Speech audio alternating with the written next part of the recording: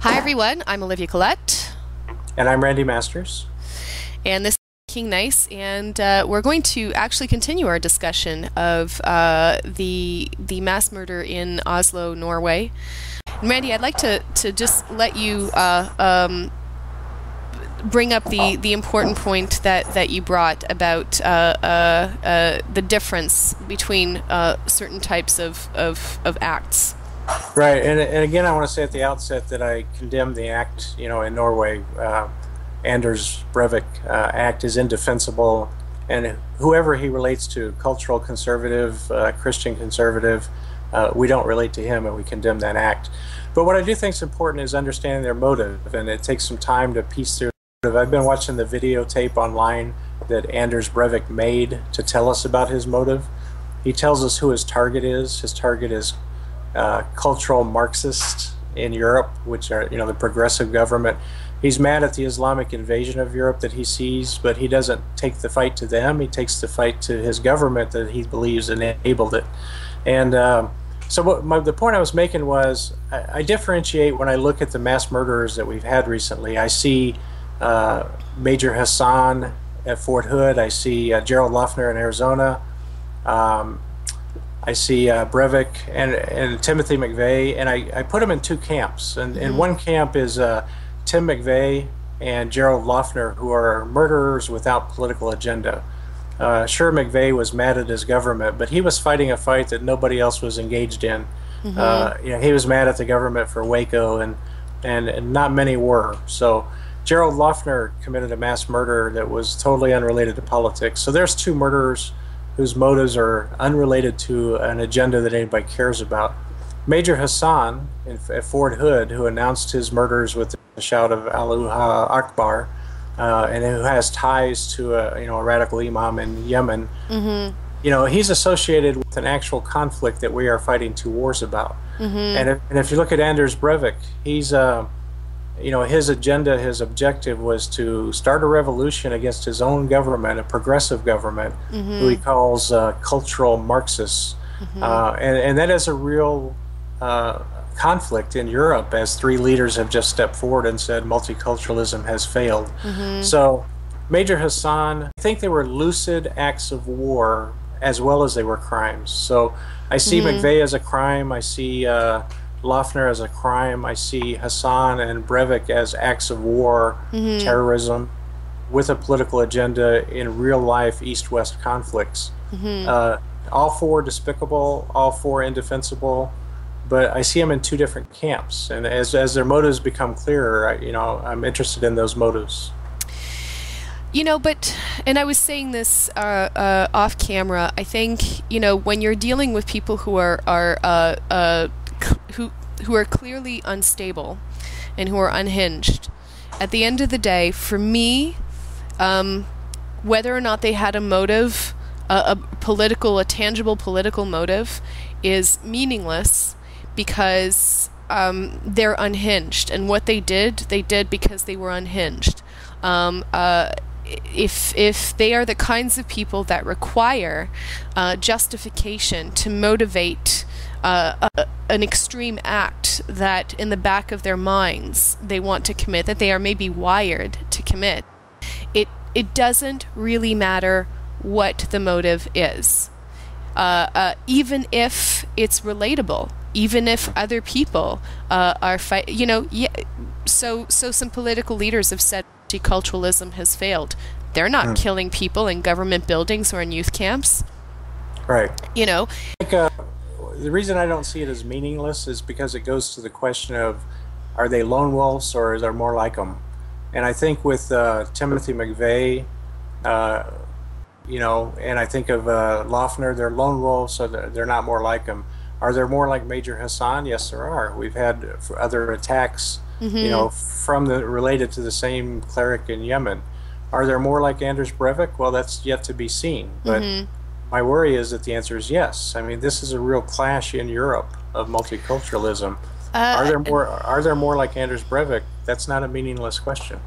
There are multicultural clashes in Europe, but very few of them result in none of them result in this This is a first, you know.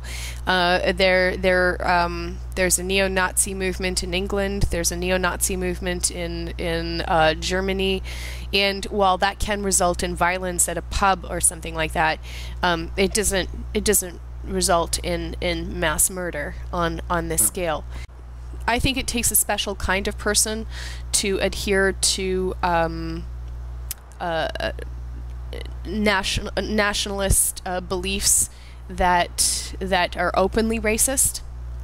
But I don't believe that those people are unhinged enough to commit a murder, because most people are not capable of doing that. Right. And that's a fact, you know. Most people don't have what it takes to actually take someone else's life. And not only did Anders Behring Breivik, not only did he commit a mass murder, but he also managed to completely justify it to himself. And Yes. that behavior is classified as sociopathic, because sociopathic behavior is a really, really unique and rare thing. I think this goes beyond sociopathic behavior. I agree that he is, and I agree that he was an isolated loner sitting in his room playing war games and imagining that he's a Knights Templar. And but he sided with an agenda that many people in Europe have in a real conflict. I mean, we're not that far from in history from Serbia and Croatia and Bosnia erupting in mass warfare and genocide for these very same reasons. You know, an East-West tension. It's happening throughout Europe as, you know, progressive countries in Europe have adopted an immigration policy to bolster the, you know, the living situation and the socialist system. They've brought in guest workers who may or may not have assimilated, and there's real conflict in those countries right now.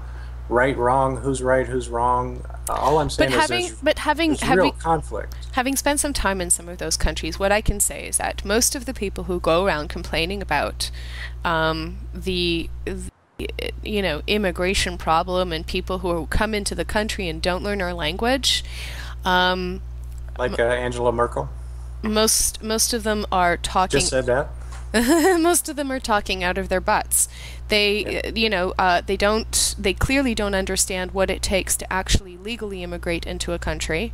What it takes to legally immigrate into a country is a huge sum of money. Even if they're legal immigrants and they have engineering diploma or they're surgeons in their own country, they come to these countries like ours with, in a relative way, loose immigration laws, and they drive taxis and open up restaurants and work in kebab shops, and they do it. They do really, really long hours. I realize I'm generalizing here, but at the same time, that's what I've seen a lot of, and it doesn't mean that it's the only rule. It's just that you know, they're hardly stealing jobs that are otherwise easily accessible to people who didn't immigrate to whatever country we're talking about. I would like to see anybody go to any Arab-speaking country and try to learn that language as efficiently. Fluency in another language is something that's very difficult to do as an adult, and that's the same anywhere in the world. It's so much easier to learn another language as a child than it is to learn that language, to learn other languages as an adult. The attitude that some people have towards legal immigrants is scathingly unfair. I mean, it's I've never ever met a lazy legal immigrant, ever. And a lot of people complain about immigrants coming into our country and mooching off the system. I've never ever seen that happen. I've never met a legal immigrant who is off of a system, because usually they come here for a better life, even if it means cleaning our floors and our bathrooms. And you know, I have my own thoughts on immigration, and it's not the point I'm trying to make tonight. The point I'm trying to make, and I take the points that you said. I did hear you on that. The point I'm trying to make is, just as when Major Hassan shot up Fort Hood, and I was on the internet saying, the president was saying, let's don't jump to conclusions, and then right away they were saying he's a lone extremist. And just as I was saying, Major Hassan is not a lone extremist. He's part of a coordinated effort. And just as I was saying that with Major Hassan on the Islamic Jihad, saying the same thing with Anders Breivik.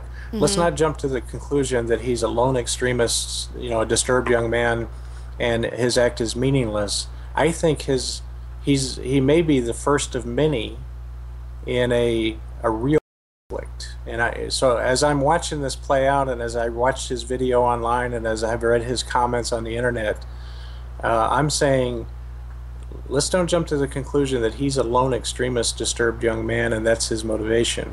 There are people in Europe who are going to say, rightly or wrongly, and are going to say, I agree with his cause.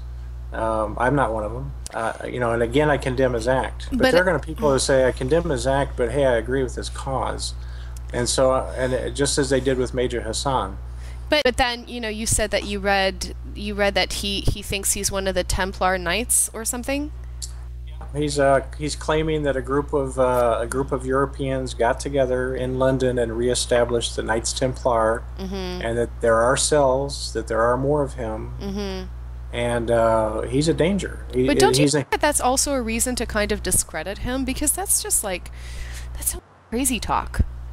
I'm not trying to say that that it doesn't matter. I'm not trying to demean the importance of what he's done. It's just that at the same time, some guy is going around saying he's a Templar, and that maybe, there's a cell that was recreated in England. Maybe it was, maybe it wasn't. Who knows? I mean, isn't that crazy talk? And in any case. And isn't it easy to discredit it as crazy talk, though? No. And I really encourage you to watch the video. And it's professionally done. Lucid, disturbed, yes. But lucid, and potentially organized. So I'm just saying he's not a lone wolf. There's a danger that there's more Anders Breiviks in a real clash.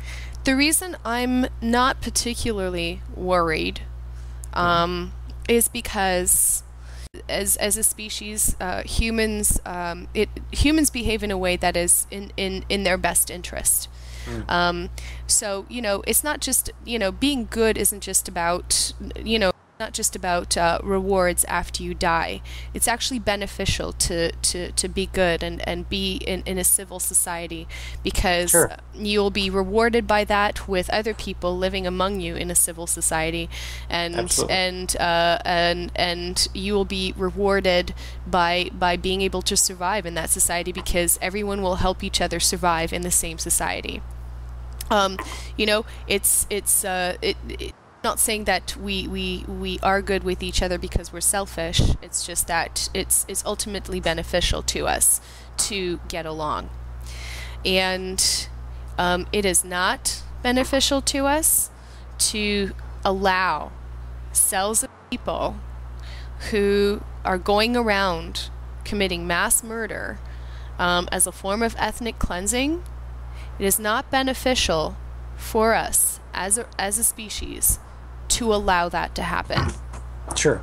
And to not make a concerted effort to neutralize those people, to use very, very cold terms, but to neutralize that situation as much as possible.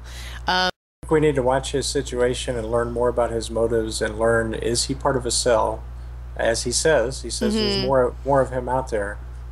Is this a broader danger than just a lone wolf? And I think that's a real possibility. Well, look, another 20 minutes have gone by, and we're going to have to wrap it up. But as usual, really, really fascinating discussion.